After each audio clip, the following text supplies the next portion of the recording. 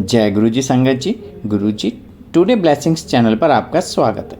अगर आप चैनल पर नए हैं तो चैनल को शेयर करें और सब्सक्राइब करें और साथ में लगे हुए बेल आइकॉन के बटन को प्रेस करके ऑल पर क्लिक कर दें ताकि डेली अपलोड होने वाले गुरु जी की सत्संग और ब्लेसिंग संगत जी आप तक पहुंचती रहे। संगत जी, अगर आप इंडिया या इंडिया से बाहर दुनिया के किसी भी कोने में रहते हैं और गुरु जी के प्यारे से चैनल पर अपना सत्संग अपलोड करवाना चाहते हैं, पूरी दुनिया की संगत के साथ शेयर करना चाहते हैं, तो डिस्क्रिप्शन बॉक्स में दिए गए हमारे व्हाट्सएप नंबर या हमारे मोबाइल नंबर पर हमें कांटेक्ट कर सकते हैं। यह अपना सत्संग वीडियो या ऑडियो किसी भी रूप में रिकॉर्ड करके आप हमारे व्हाट्सएप नंबर पर हमें भेज सकते हैं ताकि हम गुरु जी के इस प्यारे से चैनल पर आपका प्यारा सा सत्संग अपलोड कर सकें। जय गुरु जी। संगत जी, आज का सत्संग इतना प्यारा और इतना भावुक सत्संग है ना, आपको एक आंसर मिलेगा उस क्वेश्चन का जो बार बार गलती हम करते हैं। उस गलती का आंसर आपको मिलेगा संगत जी सीखने के लिए। क्या गलती हम करते हैं संगत जी? हम गुरु जी से बार बार अरदास करके किसी के लाइफ एक्सटेंशन मांगते रहते हैं, बार बार मांगते हैं। बहुत बार होता है लाइफ में कि कोई हमारा अपना होता है, ठीक है, हमें दर्द तो होता है, लेकिन हम उसका एक्सटेंशन मांगते हैं। आंटी ने भी यही किया। आंटी ने भी गुरु जी से अरदास करी अपनी मदर की लाइफ एक्सटेंशन के लिए। गुरु जी ने उनकी अरदास सुनी, लाइफ एक्सटेंशन दी, और उसके बाद क्या हुआ या खुद ही सत्संग में सुनिए संगत जी। सत्संग लास्ट तक सुनिएगा, आपको एक एक बात का जवाब मिलेगा और शायद आपके लिए बहुत बड़ा माइलस्टोन साबित हो सकता है ये सत्संग संगत जी। और ये सत्संग हमारे साथ शेयर किया है हापुड़ यूपी से मीनू छाबड़ा आंटी जी ने। हाँ जी, हापुड़ यूपी से मीनू छाबड़ा आंटी जी ने। मैं दिल से उनका शुक्राना करता हूँ कि उन्होंने गुरु जी से आज्ञा लेकर गुरु जी के इस प्यारे से चैनल पर अपना सत्संग शेयर किया है। चलिए सत्संग स्टार्ट करते हैं। जय गुरु जी। जय गुरु जी। जय गुरु जी संगत जी। संगत जी, आज मैं आपसे अपने मदर का जो सत्संग है वो आप सबसे शेयर करती हूँ। संगत जी, अभी 9 मई को मेरी मदर गुरु जी के चरणों में चली गई, तो उसका सत्संग है। संगत जी, कुछ दिन पहले ही एक हफ्ता पहले, हफ्ता या 10 दिन पहले ही मेरी मदर ने बोला था कि मेरे लिए नाड़े ले आना। संगत जी, मैं मार्केट गई और मैंने नाड़े खरीदे उनके लिए। तो मैंने कहा कि 20 मीटर खरीद लेती हूँ कि चलो जितना उनको चाहिए होगा उतना यूज़ कर लेंगे, अदरवाइज़ मेरी भाभी यूज़ कर लेंगी। तो संगत जी, जैसे ही मैं शॉप पर वो लेने गई तो गुरु जी की अंदर से आवाज़ आई कि उन्होंने बनन वास्ते ले रही हैं। संगत जी, मैं सोच में पड़ गई कि गुरु जी ऐसे क्यों बोल रहे हैं, मुझे नहीं समझ में आया। और मैंने वो नाड़े ले लिए। और संगत जी, मेरे पास और भी सामान था, मैं वो लेके घर आ रही थी। छोटा सा वो पैकेट मैंने उस सामान के साथ रख दिया। तो मैं जब आ रही थी वो ऊपर था, मैंने उसको बैग में सबसे नीचे कर, मतलब जैसे दबाया तो उसमें नीचे कर दिया। घर आई, वो पैकेट नहीं निकला उसमें से। सारा मैंने जो सामान था निकाल के देखा बैग में से, लेकिन वो पैकेट नहीं निकला। फर्स्ट इंडिकेशन गुरु जी की। फिर संगत जी, मैं डुगरी होके आई, डुगरी से आए और सब बहुत अच्छे से, मम्मा से भी बात हुई, ठीक था सब कुछ, मम्मी भी ठीक थी। और सैटरडे वो घर वापस आई हैं। एक्चुअली दिल्ली में मेरे ब्रदर के पास रहती थी। सैटरडे को आई हैं, मेरी मम्मा से बात हुई है, ठीक थी। और संडे को मदर्स डे था, मदर्स डे सेलिब्रेट किया। मम्मा के पास मैं जा नहीं पाई, तो मैंने कहा चलो मैं नेक्स्ट डे चली जाऊंगी मम्मी के पास और मिल के आऊँगी मम्मी से। तो हम लोग बाहर खाना खा के आए, रात को लेट आए घर। तो मम्मी को सुबह उठते ही मेरे मन में एक खिंचाव सा हुआ कि मम्मी से बात करूं। मम्मी को कॉल किया, पता लगा मम्मी की तबीयत थोड़ी सी ढीली है। उनकी अधिकतर ये रहती है क्योंकि उनका डायलिसिस हो रहा था 3 साल से, और वो काफ़ी स्ट्रॉन्ग थी, सब कुछ करवा के आती थी। डायलिसिस वीक में 2 बार होता था, 2 बार जाती थी हापुड़ से दिल्ली, और वहाँ से करवा के आके फिर अपना घर का सारा काम करती थी, सब कुछ। तो उस दिन पता लगा पापा का, मम्मी से बात हुई तो मम्मी ने कहा मेरे से उठा नहीं जा रहा, मुझे ना वीकनेस लग रही है। मैंने कहा चलो कोई बात नहीं। मैं भागी भागी मम्मा के पास चली गई, क्योंकि मेरे घर के पास ही मम्मा का घर है थोड़ी दूर। तो मैं चली गई और मम्मा से मिल के आई। तो मम्मी लेटी हुई थी, कह रही मेरे ना पेन हो रहा है गले में, क्योंकि वो उनका डायलिसिस का पाइप यहाँ गर्दन के वहाँ पर लगा हुआ था। तो कह रहे हैं कि मेरे ना यहाँ पेन हो रहा है और मुझसे कुछ खाया नहीं जा रहा आज, से वॉमिट की सेंसेशन हो रही है। तो मैंने कहा कि ब्रदर को फ़ोन करती हूँ, वो डॉक्टर से पूछ के दवाई बता देगा। बोले नहीं, उसको परेशान नहीं करना, वो परेशान हो जाएगा, फिर वो कहेगा आ जाओ वापस। मैंने कहा अच्छा चलो अभी मैं फिर बोली कि तू घर जा, मेरे हस्बैंड का नाम लेके कि उसको नाश्ता वाश्ता देना होगा, तो काम निपटा के फिर आ जाइए। मैंने कहा ठीक है। पापा का खाना भी उन्होंने बना दिया था, बस रोटी सेकनी थी, मैं सेक कर देकर और मैं घर आ गई। घर आई, काम वाम किया, सब कुछ किया, पाठ कर रही थी, अरदास करी गुरु जी को कि मम्मी का थोड़ा सा देखो भी दर्द हो रही है, उनको ध्यान रखो। पता नहीं क्यों मन ना उस दिन उदास पहले ही हो गया था, बट मैं नहीं समझ पा रही थी कि क्यों हो रहा है। होता है कि चलो गर्मी है तो शायद इसलिए थकावट हो गई होगी उस वजह से। तो जैसे ही मैंने अरदास करी तो गुरु जी की आवाज़ आई, 5 साल पूरे हो गए।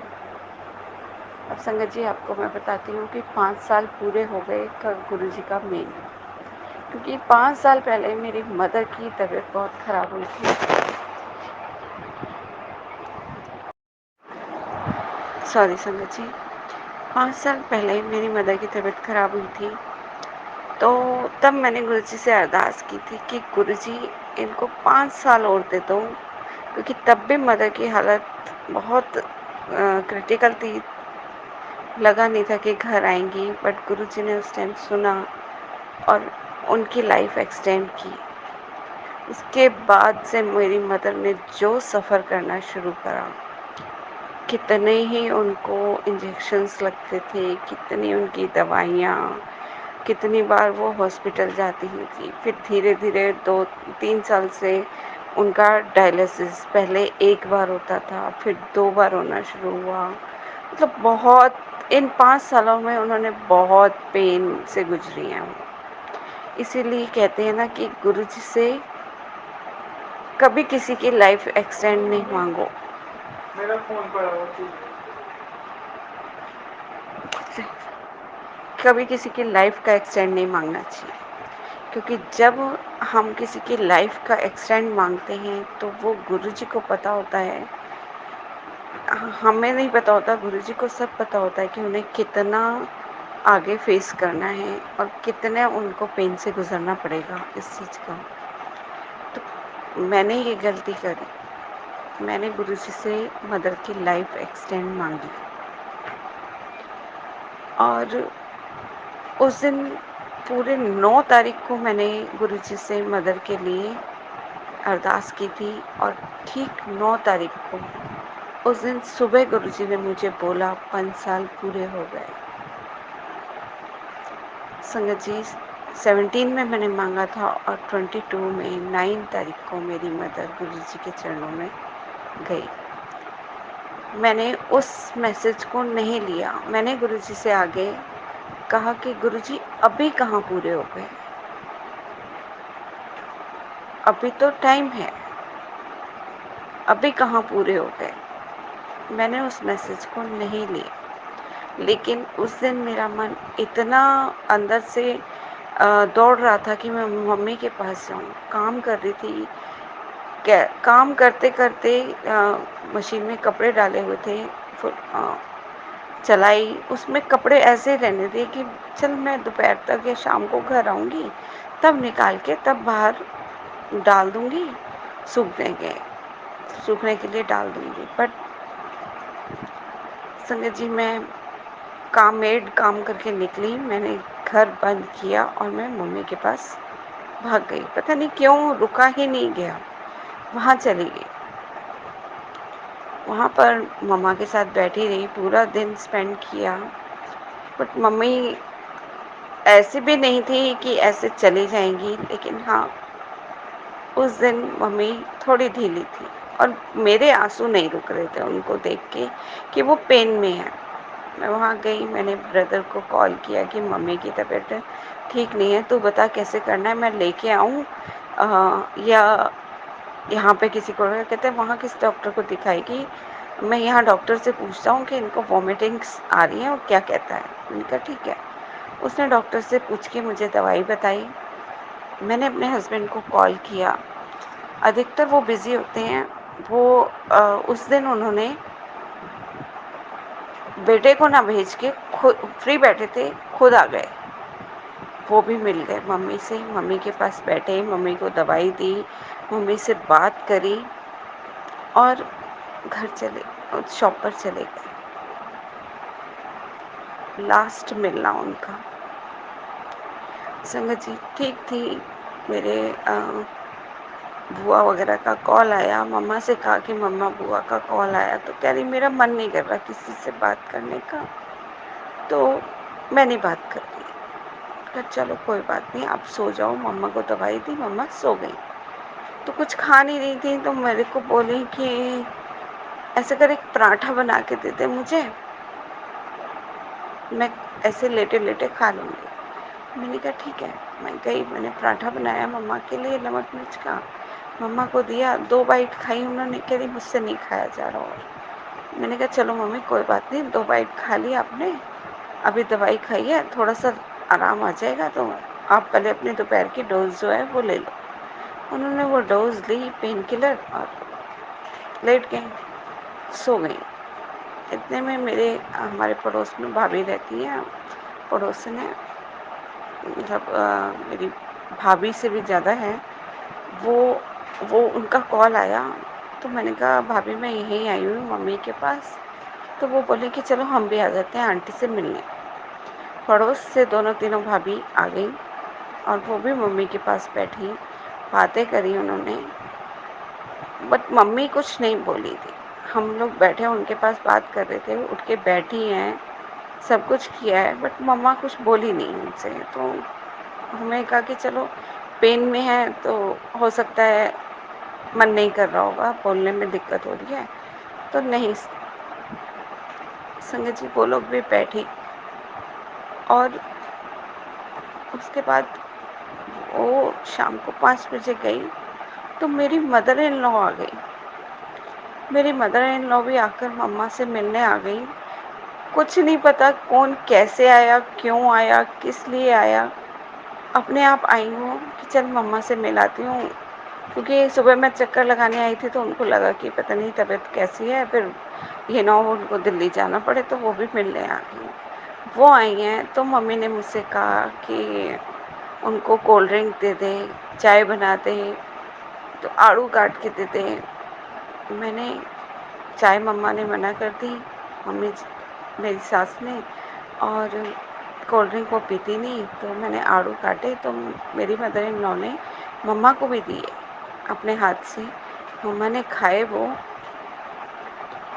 तो उसके बाद मेरी मदर कहती है कि मुझे ना मेरे कानों में से ऐसे लग रहा है गरम गरम धुआं सा निकल रहा है,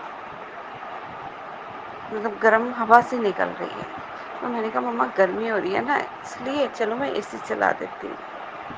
तो कहती हाँ चला दे। मैंने एसी चला दिया तो कहती थोड़ी सी ना कोल्ड ड्रिंक देते मुझे। तो मैंने कहा हाँ ले लो, चलो आप थोड़ी सी कोल्ड ड्रिंक लो, आपको थोड़ा सा जो आपका जी कच्चा हो रहा है वो भी ठीक हो जाएगा। मैंने लिम्का ली, उसमें नमक डाला और मम्मा को दे दिया। मम्मा ने पी, बहुत आराम से पी और फिर लेट गई। 6:30 पौने 7 मेरी मदर इन लॉ घर वापस गई। पापा आए शॉप से। उन्होंने मैंने मम्मा से कहा कि जब मदर इन लॉ आई थी तो मम्मा सारा दिन लेटी हुई थी, तो आज बाल सारे बिखरे हुए थे। मैंने कहा मम्मी कैसे बना रखे हैं, चलो उठ के बैठो मैं आपकी कॉम्ब कर देती हूँ। मैंने मम्मी को की कॉम्ब करी बिंदी लगाई उनको। मुझे नहीं पता था मैं उनको क्यों तैयार कर रही हूँ। मैंने मम्मा से कहा चलो आरती कर लो। कह रही नहीं मुझसे उठा नहीं जा रहा, तू जोत जला दे। संगत जी मैंने जोत जलाई। पापा आए। उसी टाइम पापा ने भी माथा वाथा टेका तो पापा बोले कि भाई कह रहा है सुबह ना इनका डायलिसिस होगा दोबारा से, और जो ये गर्दन में पाइप लगा हुआ है ये हटा देंगे, दूसरी जगह से लगा देंगे। चलो ठीक है। तो मम्मा बोली मेरा बैग लगा दिया। मैं मम्मा का बैग लगाया। मैंने कहा अच्छा लगा देती हूँ। तो पापा बोले मेरे कपड़े प्रेस करने हैं। मैंने कहा लाओ मैं कर देती हूँ। तो मम्मा वहीं लेटी हुई थी। मम्मा ने पापा को देखा और कहते मेरे ना पेट में बहुत तेज़ दर्द हो रहा है, बहुत तेज़ दर्द हो रहा है मेरे पेट में। तो मैंने कहा मम्मा आपने अभी कोल्ड ड्रिंक पी है, चलो मैं आपको वॉशरूम लेके चलती हूँ। संगत जी मम्मा उठी। उससे पहले मैंने जाप का टाइम होने वाला था तो मैंने कहा चल जाप चला देती हूँ, क्योंकि रोज़ रात को हम 7 बजे जाप चलाते हैं। तो अभी 5-10 मिनट थे। मैंने फेसबुक खोला तो उस पर सुखमनी साहब का पाठ चल रहा था तो मैंने वो चला दिया। 10 मिनट तक वो पाठ चल रहा था तो मैंने कहा चल जाप का टाइम होगा तो मैं जाप बड़े मंदिर का जाप लगा दूंगी। इतने में मम्मी को मैंने कहा उठो मैं आपको वॉशरूम लेके चलती हूँ। मम्मा उठी, उठ के बैठी और एकदम ऐसे लुढ़कने लगी जैसे बेहोश होते हैं बैठे बैठे। तो मैं प्रेस छोड़ के मम्मी के वो मम्मी क्या हुआ, मम्मी क्या हुआ। मम्मी को इतनी जोर जोर से हिलाया। मम्मी ने एकदम आंखें खोली, मुझे देखा और फिर लेट गई। उनका मुंह टेढ़ा होने लगा। मुझे लगा शायद पैरालिसिस का अटैक ना पड़ गया, बट एकदम वो मुंह भी सीधा हो गया। मेरे हाथ पैर पड़ गए। मैं अपने ब्रदर को कॉल कर रही हूँ। उसका कॉल किसी से आ रहा था, वो ऑफिस में था। 3-4 कॉल कर दिए लेकिन उसने नहीं उठाया। फिर मैंने अपने हस्बैंड को कॉल करके मुझे नहीं पता आप जल्दी से घर आओ, मम्मी की तबीयत ठीक नहीं हो सकता है लेके जाना पड़े हॉस्पिटल। इतने में मेरे ताया जी और उनके बहू बेटा वो आ गए अचानक। कैसे आ गए मुझे नहीं पता। भैया अंदर घुसे। मैंने भैया को बोला फटाफट जल्दी से डॉक्टर को लेके आओ, मम्मी की तबीयत खराब। इधर सारे शोर मचाने लगे गंगा जल लाओ, गंगा जल लाओ। पापा गंगा जल ढूंढ रहे, पापा को गंगा जल नहीं मिल रहा। मुझे कह रहे चम्मच लेके आओ। मैं किचन में गई, मुझे चम्मच नहीं दिख रही। सामने चम्मच पड़ी, मुझे चम्मच नहीं दिख रही। वापस आई, फटाफट मम्मा के मुंह में गंगा जल डाला।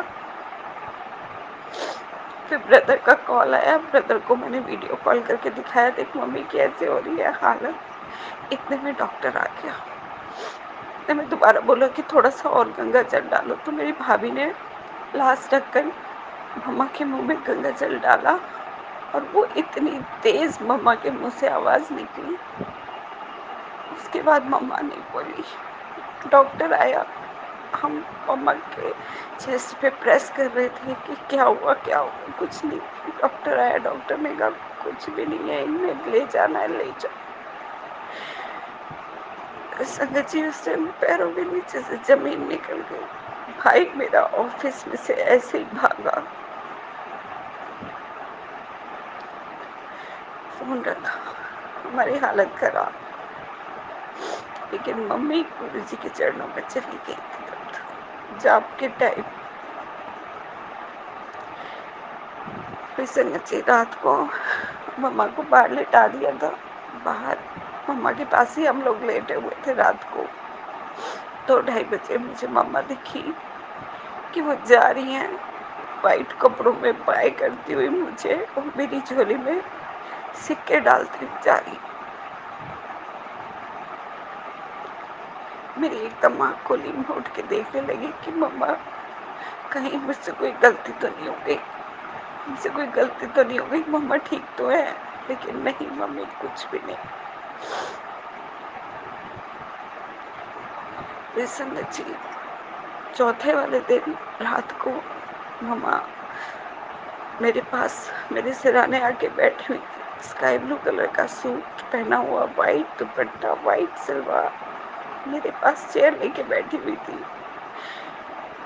और मुझे प्यार कर रही थी।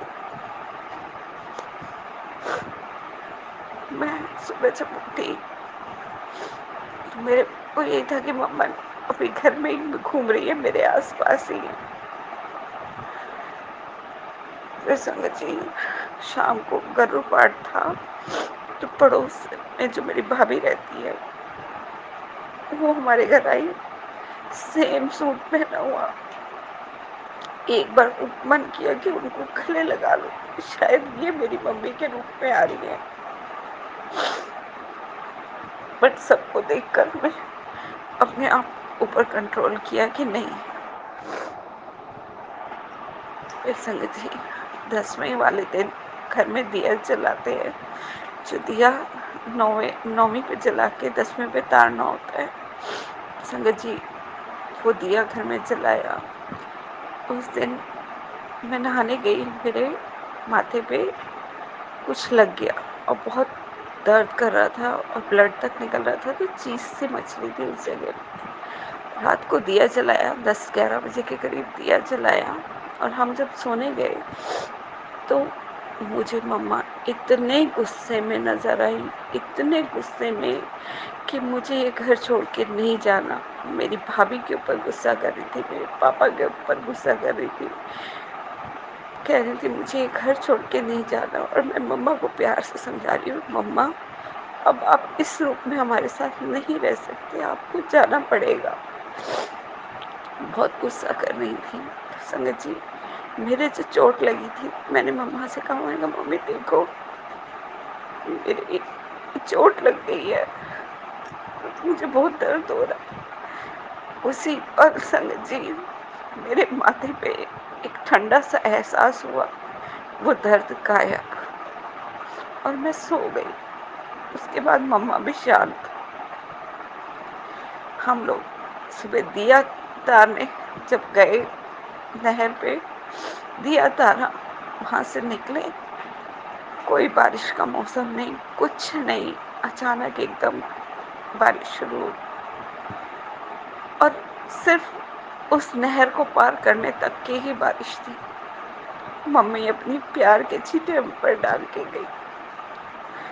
आसमान में देखा तो एक ऐसी शैडो बादलों से बनी हुई थी, जैसे माता लक्ष्मी बैठती है कमल के फूल पर आशीर्वाद देते हुए। मेरी बेटी ने भी देखा, मैंने भी देखा, मेरे अंकल ने भी देखा। कहते मम्मा आशीर्वाद दे के जा रही है। फिर संगत जी हरिद्वार गए, क्रियाक्रम जो क्रिया करनी होती है वो वहाँ पर करी। इतनी गर्मी, इतनी गर्मी। संगत जी, वहाँ पर से हम लोग जब सारा काम करके जब गंगा स्नान करने जाने लगे, जो मेरी सिस्टर हरिद्वार की, उसने कहा कि बहुत तेज तप रही होगी जमीन, भागना पड़ेगा। संगत जी, अभी हम बाहर आके खड़े हुए हैं, अभी उस जमीन पे चप्पल उतारने ही थी, इतनी तेज काले बादल और इतनी तेज बारिश। जब तक हमने स्नान किया तब तक वहाँ बारिश, हम लिटरली कांप रहे थे कि जैसे सर्दियों में कांपते हैं वैसे कांप रहे थे। तब भी मम्मी ने हमें ठंडक दी, हमारे ऊपर अपनी ब्लेसिंग्स बरसाई।